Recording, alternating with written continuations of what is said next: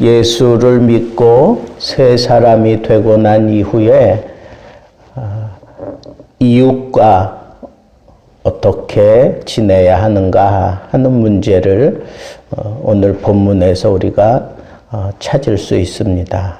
그래서 새 사람이 이웃과 어떻게 살아야 하나 하는 그런 측면에서 오늘 말씀을 우리가 살펴보겠습니다.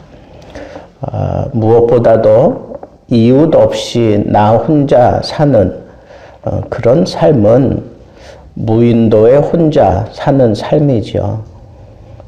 우리는 사회 생활을 하는 사회 속에서 이웃 속에서 살아가는 그런 존재이기 때문에 이웃과의 이 생활을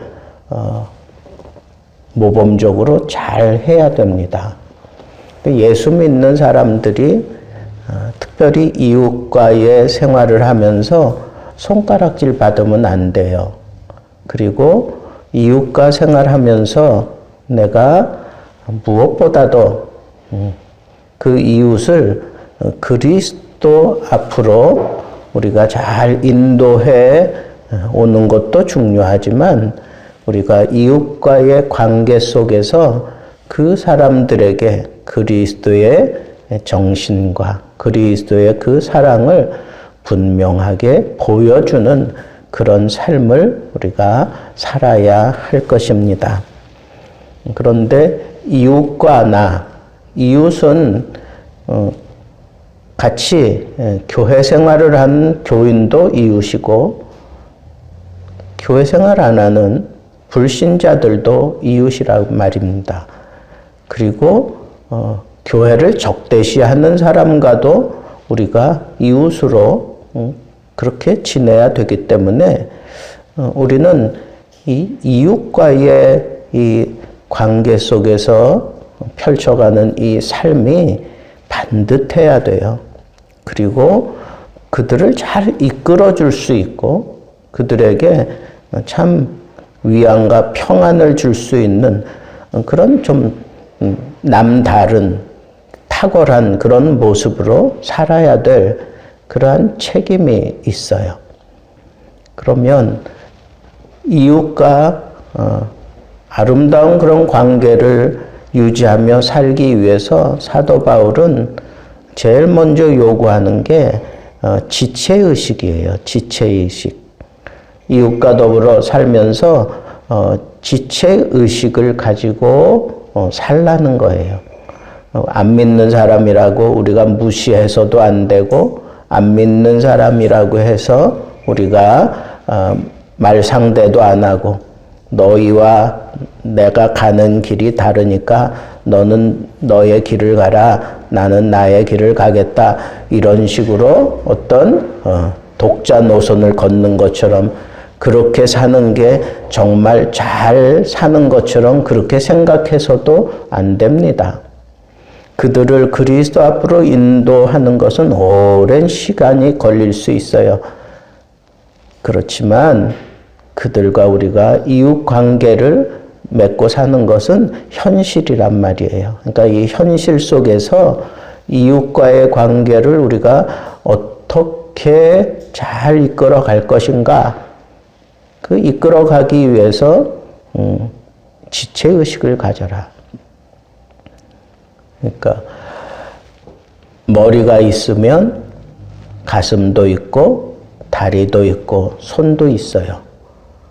근데 머리는 머리대로, 손은 손대로, 발은 발대로 그렇게 따로따로 행동하는 것은 지체의식이 아니에요. 우리가 지체의식이라고 하는 것은 한 몸 의식이죠. 하나가 된 그런 모습으로 저 사람 없이 나 홀로 존재하는 게 아니라는 거예요. 우리가 천국 가는 그날까지 이웃과 우리가 함께 가게 되어 있어요. 그러니까 이웃과 나와의 관계를 지체의식으로 생각하고 지체의식을 가지고 이웃과의 관계를 잘 풀어가는 것이 그것이 좋겠다 하는 것을 성경이 우리에게 먼저 지침을 주셨어요. 그리고 하나 된 몸으로, 한 몸으로 불편함 없이 그렇게 살아가기 위해서 몇 가지 지침을 주셨는데, 여기 보니까 특별히 세 가지 차원에서 이웃과의 관계 속에서 이 지체의식이 무너지지 않기 위해서 사도 바울은 세 가지를 얘기를 하고 있어요. 첫째는 말, 둘째는 성내는 거, 셋째는 도둑질하는 거. 근데 말로 또 성내는 걸로 그리고 도둑질하는 걸로 이웃에게 아주 깊은 상처를 줄 수 있다는 거예요. 아주 깊은 상처를 줄 수 있어요. 말도 그렇고 성질내는 것도 그렇고 그 사람의 것을 도둑질함으로 인해서 아주 깊은 상처를 주기 때문에 우리는 특별히 하나님을 모시고 살아가는 하나님의 자녀된 우리들은 교인들끼리도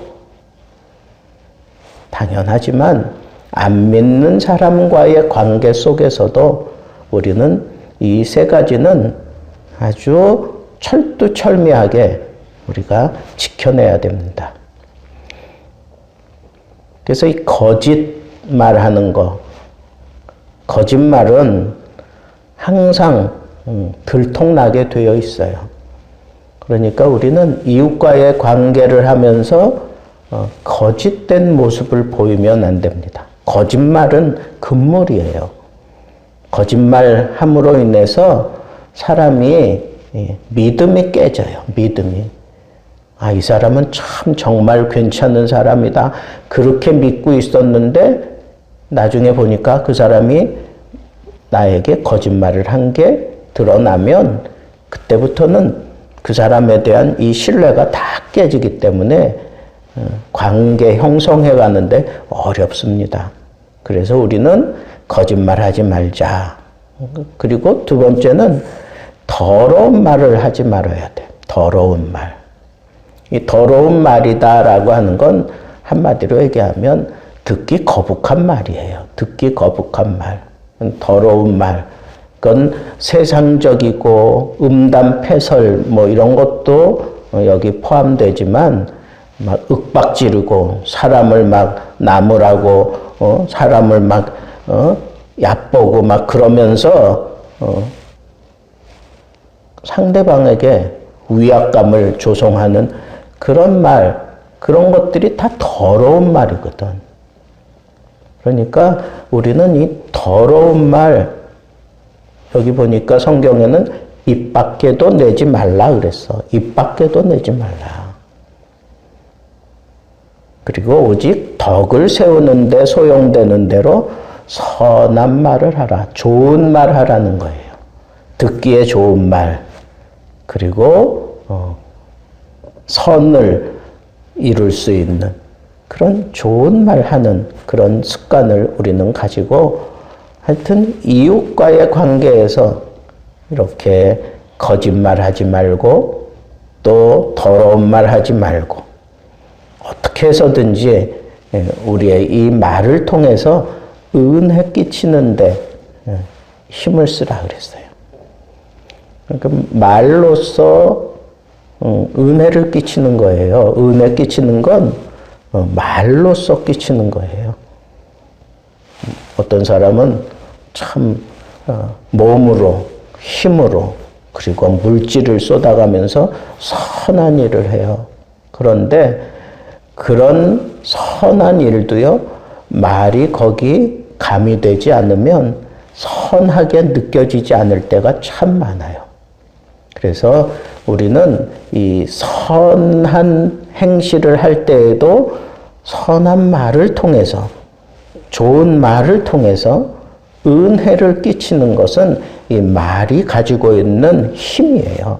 그러니까 우리는 이 말은 은혜 끼치는데 쓴다 하는 그런 마음을 가지고 우리는 언제나 좀 말을 아끼고, 그리고 말을 할 때 상대방이 은혜 받도록 아, 저 사람이 나에게 정말 좋은 거 지금 주는구나. 그러니까 말로 분명하게 그걸 느끼게 만들 정도로 우리는 이 말을 잘 해야 되겠어요. 그래서 부정적인 거는 거짓말, 그리고 더러운 말이라면 긍정적인 거는 은혜가 되는 말이에요. 그래서 우리는 이웃과의 관계에서 이 말을 잘해야 돼요. 그래서 이 말은 정말 참 중요해요. 이 의사소통하는 데도 중요하고. 그래서 우리가 이 세상을 이끌어가는 리더가 되려고 하면 이 말에 대한 능력이 있어야 되겠다. 그래서 어릴 적부터 이 말 잘하는 습관을 길러주고 말 잘하는 표현을 잘하는 그런 능력을 함양시켜 주는 것이 참 지혜롭다 하는 거죠. 두 번째는 이 성질 내는 거. 이것 때문에 이웃과의 관계가 아주 깨지는 거예요. 그런데 성경에 몇 가지 지침을 내는데 우리 인간은 분을 안 낼 수가 없어. 뭐 살다 보면 이 세상이 그렇기 때문에, 이 세상에 물들어 있는 사람들이 그렇기 때문에, 그리고 내가 하고자 하는 일이 또 잘 되지 않아서 막 스스로 그냥 막 분이 나고 막 그럴 수 있어요. 그런데 분을 내어도 죄를 짓지 말라 그랬어요. 막 분한 마음이 들고 막 그러잖아요. 근데 그런 마음이 들었을 때 그걸 죄에까지 가져가지 말라는 거야. 그냥 이 분을 그냥 삭히는 거예요. 분을 삭히는 거예요. 그래서 이 분으로 말미암아 막 저 사람과 어떤 막 다툼이 일어났어. 그래서 막 분이 막 내 가슴에 막 쌓였어.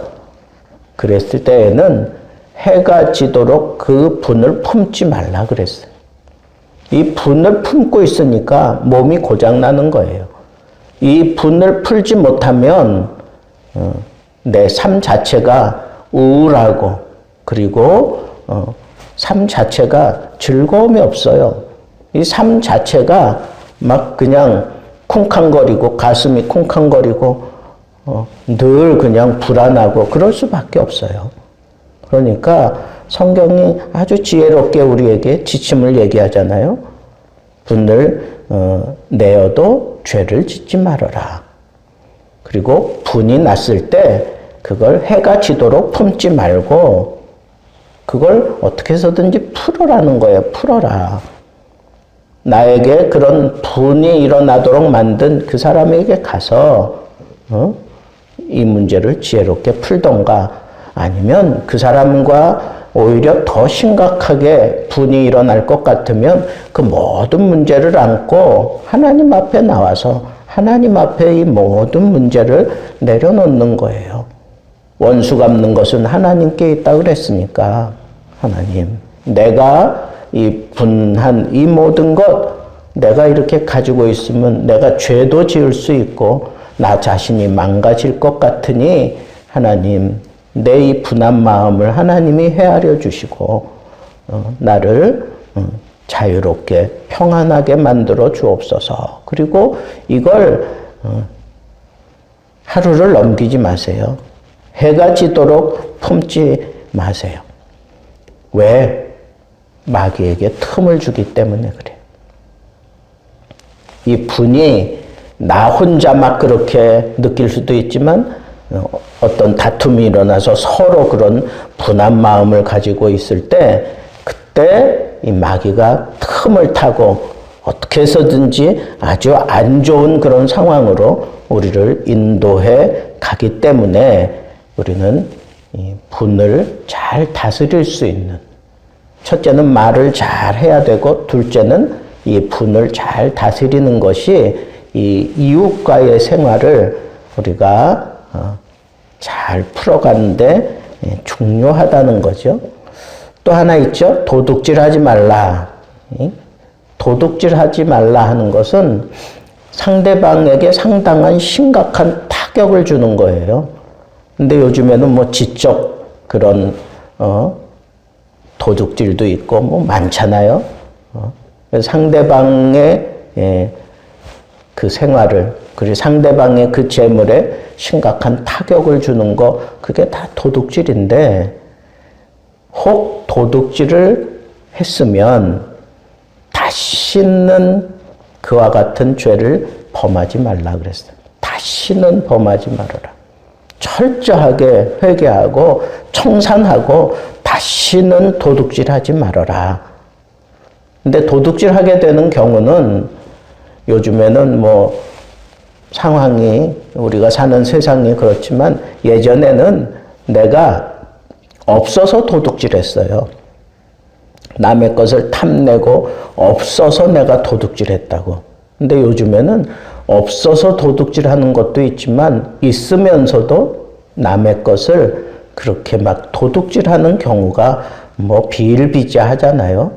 그런데 여기 보면 내가 도둑질 하지 말고 오히려 그 손으로 가난한 자에게 구제할 수 있도록 내 손으로 수고하여 선한 일을 하면 거기서 얻어진 이득을 가지고 가난한 자들에게 그것을 베풀며 살라는 거예요. 내가 도둑질하지 않기 위해서 마음 먹고 잘못했다고 뭐 그렇게 다짐하는 것도 좋은 방법이지만 더 적극적인 방법은 내가 이 손으로 수고하여 얻은 것 가지고 가난한 자들에게 나누어 주는 삶을 살면 내가 도둑질 안 하게 돼요. 가난한 자들의 그 형편을 내가 헤아리니까 그것을 도와주고자 하는 마음이 들었잖아요. 그러니까 그 가난한 형편에 있는 사람들 충분히 헤아리면서 도둑질 안 하게 된다는 거예요. 그러니까 우리는 적극적으로 도둑질하지 않기 위해서 우리는 수고해서 수고한 것 가지고 어떻게 하라고요? 가난한 자들에게 나누어 주는 그런 삶을 살 때 우리는 도둑질을 예방할 수 있다 하는 것을 여기서 우리가 깨닫게 됩니다. 하나님께서는 성령을 근심하게 하지 말라 하면서 성령이 너희들을 온전히 지배하고 주장해 갈 수 있도록 성령과의 관계를 잘 맺고 성령이 이끌어가는 대로 그렇게 살라고 이렇게 한 번 더 권면을 해요. 우리가 노력을 하죠. 거짓말 안 하려고. 노력하잖아요. 분내지 않으려고. 또 도둑질하지 않고 그리고 그렇게 살아보려고 막 발버둥 치잖아요. 근데 그것까지 그만은 안 돼요. 성령께서 우리를 온전히 주장하시고 이끌어 가실 때 우리는 벗어날 수 있어요. 그래서 성령을 근심케 하지 말라 그랬어. 언제까지? 구속의 날까지. 그 얘기는 뭐예요? 우리가 천국 가는 그날까지 늘 성령의 지배를 받으며 성령 충만한 모습으로 살면서 성령과 함께 내가 이웃과의 관계를 잘 풀어가면 그러면 할 수 있다는 거예요. 성령의 역할 가운데 교통하는 역할이 있어요. 교통케 하시는 역할이 있다고. 그래서 성령께서 이웃과의 관계를 잘 풀어갈 수 있도록 교통하시며 정리해 주실 때 성령을 따라 성령의 이끄심을 따라 우리가 살아낸다면 우리는 이웃과의 관계를 효과적으로 잘 풀어갈 수가 있습니다. 그런데 성령을 그럼 근심케 하지 말라 그랬는데 근심케 하는 요소들을 우리가 알고 그것을 과감하게 끊어버려야 돼요. 그럼 성령을 근심케 하는 게 뭐냐? 여기 보니까 모든 악독이라 그랬어요. 모든 악한 생각, 악한 계획 이런 거예요. 두 번째는 노함과 분냄이에요. 막 성질내는 거죠. 셋째는 떠드는 것과 비방하는 거예요. 떠들고 비방하는 것은 그 상대방을 해하려고 하는 거예요. 떠들고 비방하는 거. 그 사람을 어떻게 해서든지 짓밟기 위해서. 또 모든 악의와 함께 버리라 그랬어요. 이게 중요해요.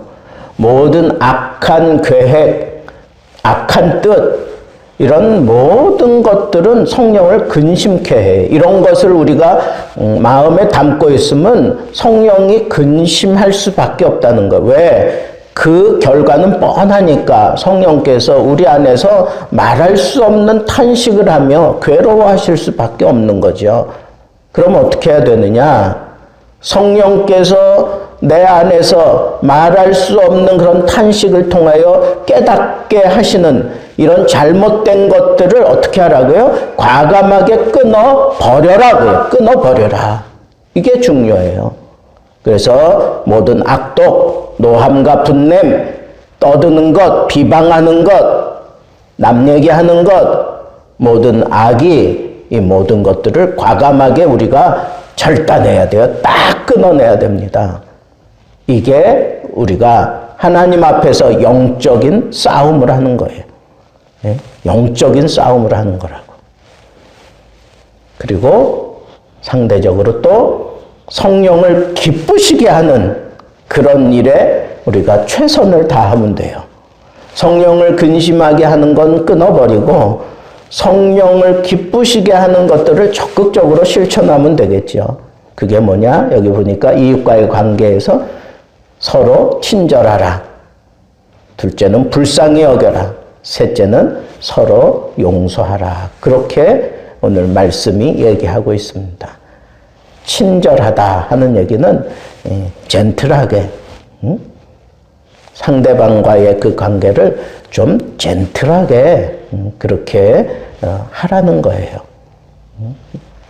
지지 끌고 막 뭐 이러지 말고 약속도 내가 딱 지키고, 그리고 저 사람 참 젠틀해.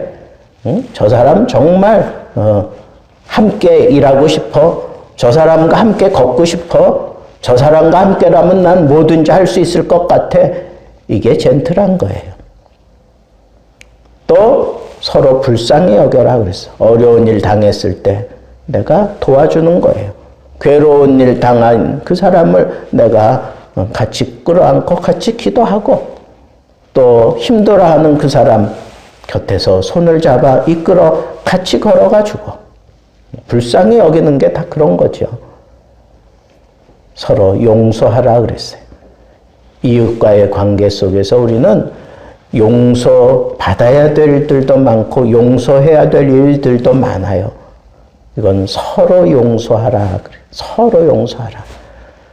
누가 써놓은 용서라고 하는 책에 보니까 용서하지 못한 사람들은 참 힘들 수밖에 없는 게 뭐냐 하면, 그 용서하기 전에는 내 목에 이렇게 줄이 매어져 있고 상대방에게도 줄이 매어져 있어요. 그런데 용서라고 하는 건 그 줄을 끊어서 그 사람을 내가 용서해 줌으로 인해서 나도 자유해지는 거예요. 용서해 주지 않으면 서로 묶여 있는 그 줄에 의해서 두 사람이 계속 괴로워하며 살 수밖에 없는 거예요. 내가 저 사람을 용서해 줌으로 인해서 내가 자유로워지는 거예요. 내가 편안해지는 거예요. 그래서 우리는 이웃과의 관계 속에서 이렇게 성령을 기쁘게 하는 그런 친절한 모습, 불쌍히 여겨주는 모습, 그리고 용서해주는 그런 모습으로 이웃과의 관계를 잘 풀어갈 줄 아는, 정말 하나님이 기대하고 기뻐할 수 있는 그런 아름다운 예수 믿는 사람, 변하여 새 사람 된 그런 모습으로 이웃과의 관계에서도 그리스도의 사랑을 가지고 우리가 멋지게 우리의 삶을 이끌어 가게 되기를 우리 주님의 이름으로 축복합니다.